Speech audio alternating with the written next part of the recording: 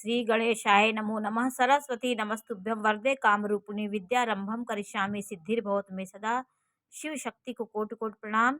मेरे श्रोतागण, मैं आज आपको एक योग के बारे में जानकारी दूंगी जिसका नाम कुसुम योग है। कुसुम योग का निर्माण कैसे होता है? कुंडली में बृहस्पति केंद्र में हो और चंद्रमा की 7वें भाव में चंद्रमा की दृष्टि पड़ रही हो बृहस्पति में, और चंद्रमा से 8वें सूर्य हो। जैसे यहाँ चंद्रमा कहीं भी बैठा हो, आप जैसे यहाँ चंद्रमा है तो दूसरे भाव 8वां पड़ रहा है, तो आपका ये कुसुम योग का निर्माण हुआ। और चंद्रमा से 8वें सूर्य हो और चंद्रमा की दृष्टि बृहस्पति पड़ी हो, बृहस्पति की दृष्टि चंद्रमा पे पड़ रही हो, तो ये कुसुम योग का निर्माण होता है। जैसे ये चंद्रमा है, यहाँ से 8वें में चंद्रमा से 8वें सूर्य हो, 1 2 3 4 5 6 7 8, 8वें सूर्य हो और 7वें बृहस्पति हो, मंगल उच्च का हो, तो अपने अच्छे भाव में हो, तो व्यक्ति कुसुम योग का निर्माण होता है। कुसुम योग का निर्माण होने वाला व्यक्ति जातक राजा के समान सुख सुविधाओं से परिपूर्ण होता है। अपने कुल में, अपने नगर में प्रधान व्यक्ति होता है। उसकी बुद्धि, विवेक, पराक्रम अच्छा होता है। वो समाज में और नगर में बहुत प्रसिद्ध होता है। और दूसरा योग आज आपको मैं काम योग के बारे में जानकारी दे रही हूँ।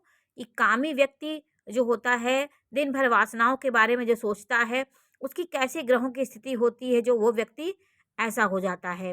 तो आपके कुंडली में सिर्फ आपको मंगल को देखना है। आपका मंगल सप्तम भाव में हो, सप्तम भाव में हो, किसी भी राशि में हो। यहाँ तो मैंने नीच का चंद्रमा लिख लिया, तो बहुत ही बेकार इंसान होगा वो। खाली मंगल यहाँ पे हो, उसके ऊपर किसी शुभ देश की दृष्टि ना हो, शुभ ग्रहों की दृष्टि ना हो, तो काम योग बनता है। वो व्यक्ति हर समय कामनाओं में, उसके जीवन में भोग विलास कामना हर समय बनती रहती है।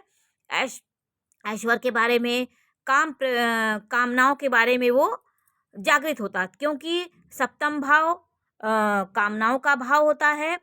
तो यहाँ पे मंगल जिस चीज़ का भाव है उसको बढ़ाता है।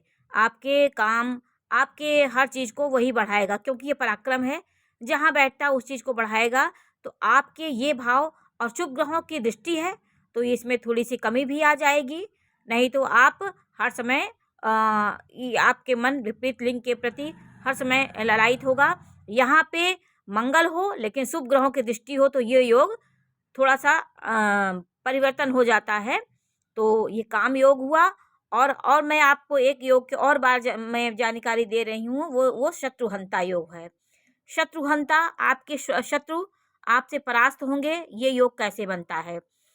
जैसे आपका केंद्र में गुरु हो, केंद्र में गुरु हो और शुभ ग्रहों की दृष्टि उसमें पड़ रही हो, और मंगल आपका उच्च का हो, मंगल उच्च का हो, या फिर मंगल की दृष्टि मंगल आपका 6वें भाव में हो या 10वें भाव में मंगल हो, तो ये शत्रुहंता योग बनता है। गुरु में शुभ ग्रहों की दृष्टि हो, गुरु आपका केंद्र में हो, जैसे यहाँ लग्न में गुरु है और शुक्र की दृष्टि पड़ रही है, तो गुरु और मजबूत हो जाता है, उसको एक और शुभ ग्रहों की दृष्टि हो जाती है।